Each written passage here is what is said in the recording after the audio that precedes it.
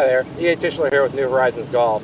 Today I want to talk to you a little bit about the short game. I've been getting some questions coming in with emails and texts asking about specific struggles that people have had in the short game. You know, traditionally, the left hand has been talked a lot about in golf, and using the left hand to control the golf shot. Most people that are right-handed have a hard time doing that. We're told things like, well, it's like in tennis, your backhand's stronger than your forehand.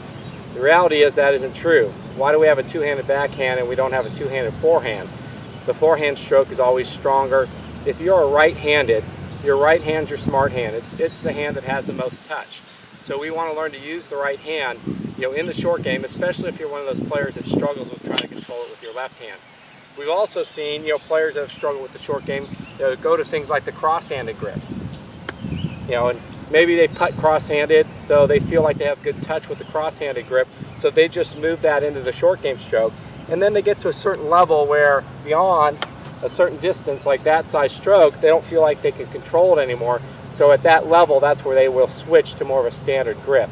So what the key is for any individual is to figure out what works best for you, okay? One of the things I recommend you do is learning how to hold the club with your right hand only, and just learn how to play golf shots right hand only. I call it a tossing shot. I just want to get the feel as if there's already a ball stuck on the club face. And what I'm doing is I'm taking that club back like there's a ball stuck on the club face. As I come down, I feel like it's stuck on the club face. And as I follow through, I'm just tossing it out there.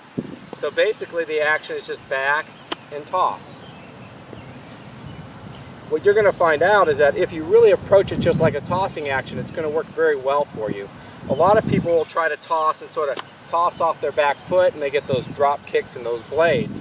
Remember, if you were going to toss the ball with your hand, your body's going to turn, your chest is going to face your target, your pressure is going to go to your front foot, so you've got a nice shift of pressure to the front foot, you turn, you face your target, and you toss it out there.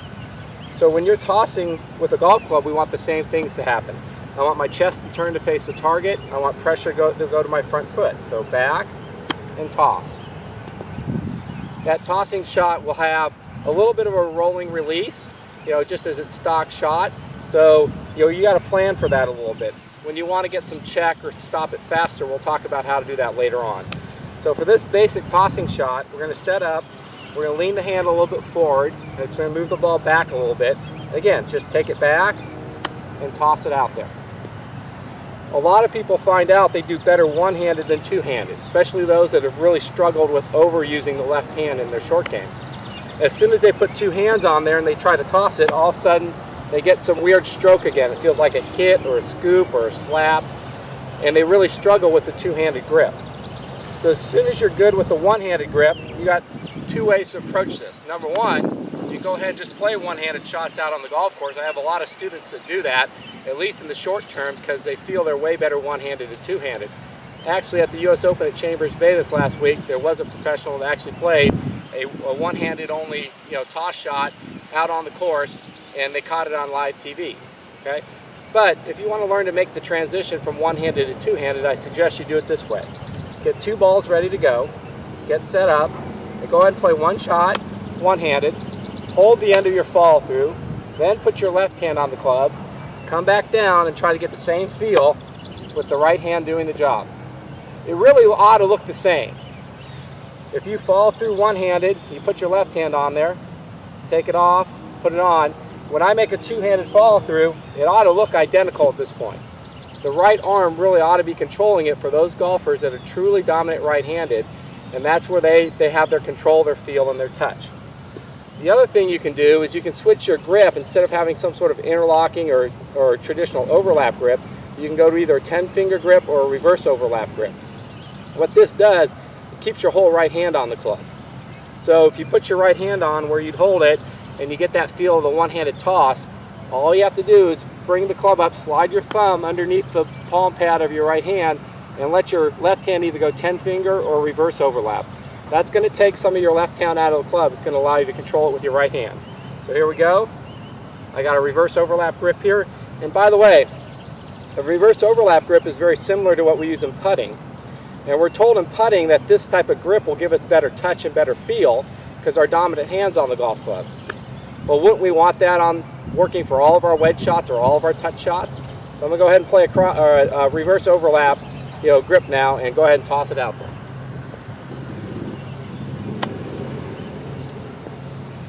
The next thing is that if you continue to struggle with the two-handed grip, learn to take some of your left hand off the club. You can take the pinky finger or the last two fingers of the left hand off the club and get set up and go ahead and toss it. If you can do it one-handed, there's no reason why you can't do it with your left hand up there and take a couple of fingers off. Some people would even go further as to just put the left hand down there without holding the golf club, take the club back, toss it, and just sort of let the left arm and hand learn that it can just kind of go along for the ride. So we set up, take it back, toss it, and go through. Everybody's a little bit different. You got to find out which version works best for you. For me, I prefer just take the pinky finger or the last two fingers of the left hand off the club, get set up, take those fingers off the club, use the right hand, and toss it out there. So once you're good at tossing it with the two-handed grip, you can do it one-handed first and then you can do it two-handed. Then it becomes a matter of how far do these shots go. And so I like people to use swing sayings and to judge how far they're going to go. So for example, if I set up and I said something like baby toss, it would go really short. I would never stand up there and actually go baby toss, because it doesn't make sense. It didn't feel like what I was saying to myself. You can say it out loud when you're training by yourself. If there's a lot of people around, just say it to yourself just to get that idea. But just get a feel for the size of the shot. Maybe it's a tiny toss. Maybe it feels more like a putt toss. What you want to do is just get the sense of how big of a stroke that you're making. So if I go from a tiny toss or a baby toss to something a little bigger, maybe it would become small toss. And that's going to go further. The next one maybe will become a mid toss. And that's going to go further. The next one may become a large toss. That's going to go even further. At some point I got to add some swing into this. So maybe it'll become what I call a swing toss. Swing toss. Now I'm into sort of that medium wedge distance, where that in between or those partial wedge shots, that a lot of people struggle with. What I've learned is by finding a saying that makes sense to me and I can react to, the shots are very predictable. They go the same distance time and time again when I'm practicing these shots. Once I get past the swing toss, I'm going to go to swing, swing. Swing, swing. So once again, I have a nice, partial shot wedge distance that I know if I say swing, swing over and over again, I can reproduce. And the more you do it, you'll find out there's sort of a small, medium, and large swing, swing. You'll actually be able to feel the difference between those. But find some stock distances first. Find ones that are reproducible. Put a swing saying to it. Now I've seen people say 1 toss, 2 toss, 3 toss, 4 toss for sort of 10, 20, 30, 40 yard distances. I've seen people say 10 toss, 20 toss, 30 toss, 40 toss. Everybody's a little bit different. Some people like more of a feel thing, like a smooth toss, firm toss, and that would give them 2 different distances. Figure out what sayings you need to do